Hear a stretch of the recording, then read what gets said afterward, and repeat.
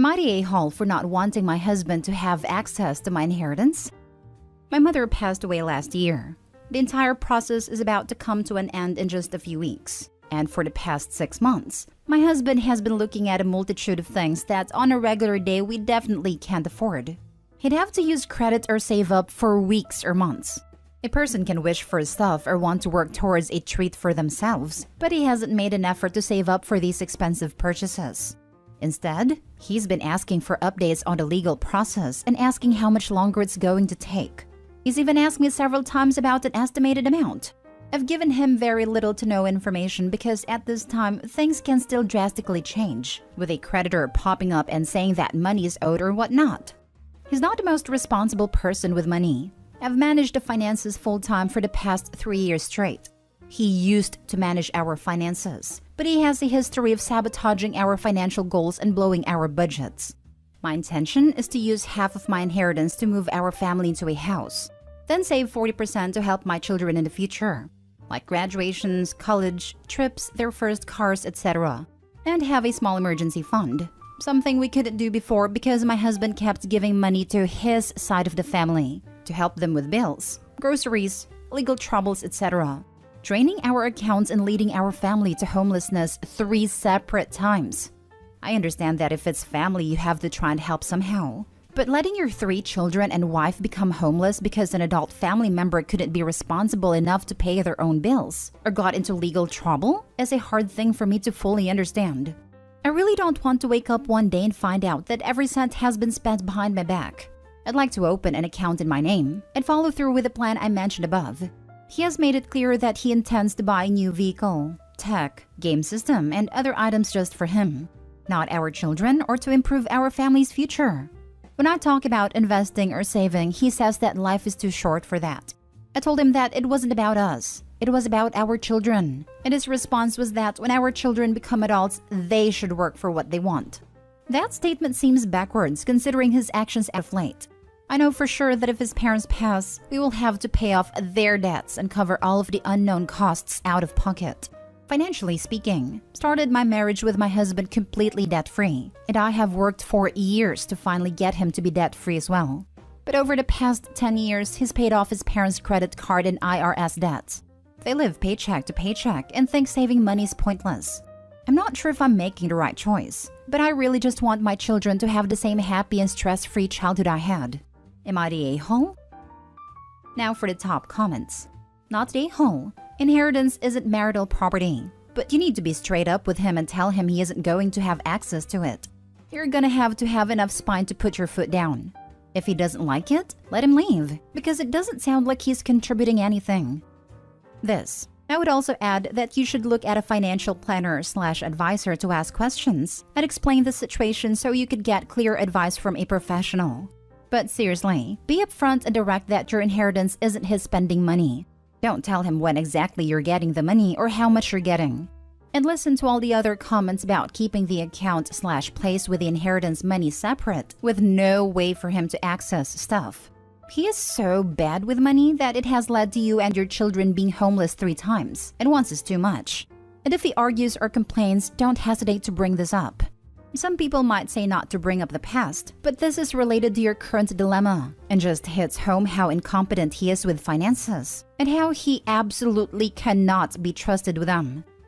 And don't put his name on the house deed if you do spend some of the inheritance on buying a house. Or ever allow his kin to move in, which will absolutely be tried. Not the a-hole. Leading your family to homelessness 3 separate times. I'm sorry, what? How on earth are you even entertaining the idea of giving him any kind of access to a large amount of money? Looks to me like he has told you many times what he's going to do with that money. He's going to blow it, just like he's been doing. He's going to blow the money, your investment plans, and your kids' futures. Sorry, but I'd have divorced his butt ages ago. If you hand out my money to the point of making me homeless, there's no way in hell that trust could be earned back. Next story. Am I the a-hole for moving my money to a different account after my stepmother threatened me with taking them from me? 15 female here. Stepmother and I obviously don't get along. She's been my stepmother for 1.5 years. The money that I have was in a joint account, me and my dad. but stepmother had access to the debit card and PIN number. I earned this money myself, selling handcrafted items. I broke curfew a few days ago, and she suggested that she's considering whether to take 20% of my money out of the account as a fine for punishment, and every time this happens, she will take 20% more until nothing is left. I was very upset about her threat, and decided that I should move my money before she takes it away. I logged in online, and transferred all of it to my big brother's account last night, and the next day we went to open a joint bank account with my brother, and we moved the money there. So, she doesn't have access to it anymore.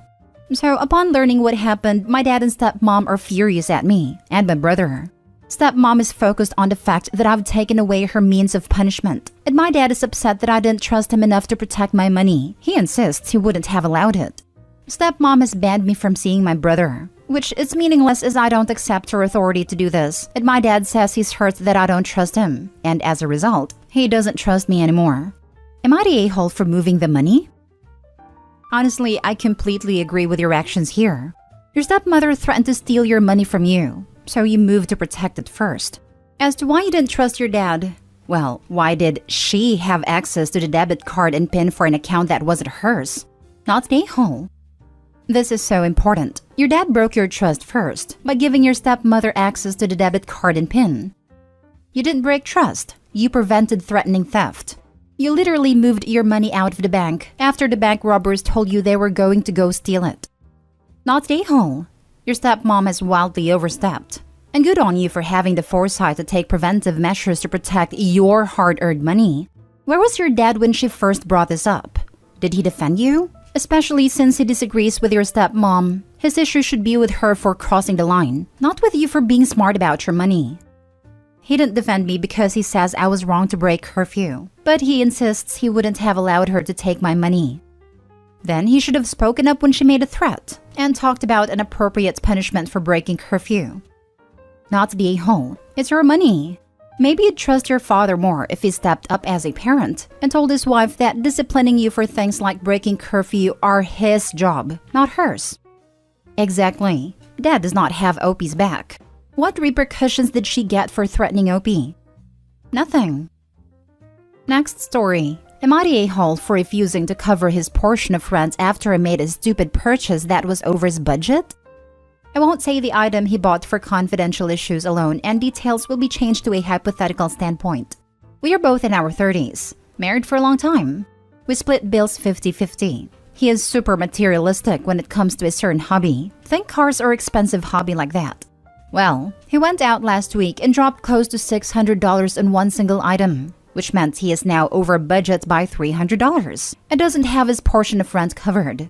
He asked that I cover it and I said absolutely not. He knew rent was coming up and he went over budget anyways. Now he will have to pick up extra hours to make up for his losses. The thing is, since he got his item, he has been rushing home as soon as possible to mess around with said item, so now he doesn't want to work more hours. None of this is my problem, in my opinion. He claims this is his dream item and has wanted one of these since he was a kid. He truly does gush over it like a teenager, but still, not my problem. He says I lack understanding and should help him out this one time because he never does this, and I shouldn't be mad at him for snagging an item he had been wanting for years, after I found it much cheaper than it usually goes for. Apparently, usually this thing costs almost $1,800. I still said no. Not my problem, not my fault, and certainly not my responsibility. Am I the a-hole? Edited to add. Sorry guys, meant to include more details on his "he never does this" comment. This is not the first time he has done this, but it is the first time he's done it with this particular hobby. Prior to this, he has gone over budget multiple times while buying stuff for his other big hobby. Now for the comments. Not the a-hole, but honestly, he should be giving you his portion of the rent as soon as he gets paid, if that's how you handle your finances. It wasn't like he had an emergency. This was a planned and a necessary expense that caused him to go over budget. I mean, if it was something that he's genuinely wanted for years, and he found it for literally a third of the cost, I can kinda see why he couldn't resist. But it is his responsibility, and if all he has to do is pick up extra hours for the next 2 weeks, then that's on him. I mean, if the item is not worth a couple of weeks of overtime, then he should resell it. Not the a-hole. Yep, he waited years to get this. He could put in the overtime to be able to afford it. He could also have asked Opie about covering rent before he made a purchase. What if Opie had, wholly within budget, spent the rest of Opie's own discretionary money for the month? No two ways around it. He was really irresponsible about this, and continues to be by not picking up overtime to cover it. Not to be a hole, but I'm sure your landlord couldn't care less about how you budget as a couple. Landlord is going to want the rent. That's your immediate problem. Depending on your city, the strength of tenant protection laws, etc., being short on your rent 1 month can be your first step on the road to eviction. You don't want that, obviously. Your next problem is determining how to deal with a partner with so little respect for household finances. It's not just so little respect for household finances, but so little respect for her and her boundaries. He deliberately bought something which would cause him to be short on rent because he expected her to pay it without asking. Making decisions which affect your spouse without your spouse is never the way to go. If this had been a roommate and not a wife, would he have gone ahead and made this purchase? Probably not. He decided for her that she'd be okay with it, since they're married. Everyone sucks here. He's super irresponsible, but you really sound like a roommate more than a partner here. Well, that's how I'm treated.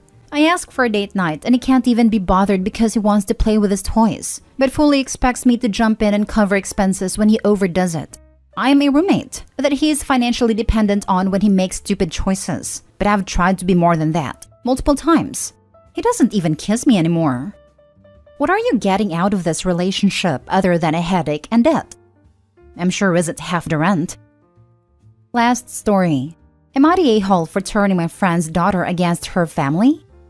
I'm 38 female and have a daughter V, 13.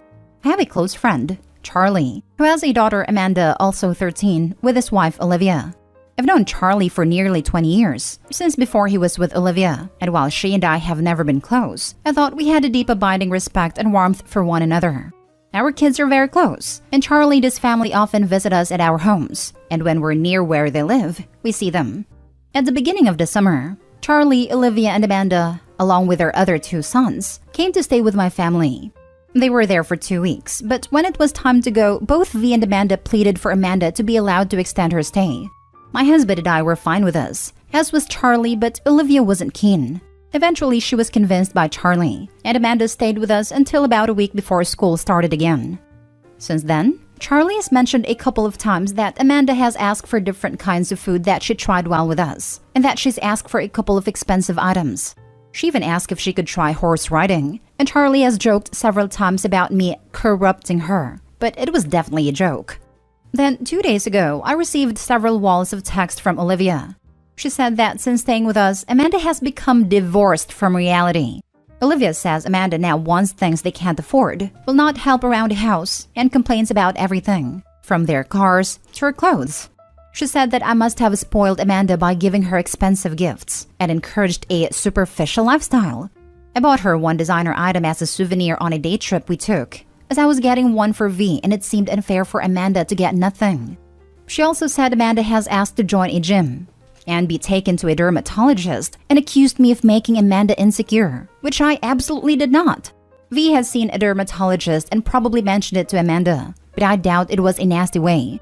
Finally, she said that I had completely alienated Amanda from their family, as nothing they do seems to be good enough now. And she keeps saying that she misses being with our family and wishes she'd been born as V's sister.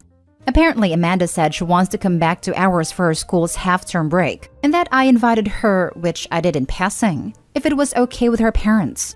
Olivia said as a mother I should have known better than to spoil a child that's not mine, and that it must have been my intention to turn her against us. I was hurt by what she said and told Charlie. He says she's overreacting because most of what Amanda has been saying has been directed at her mother, and Olivia is just at her wit's end.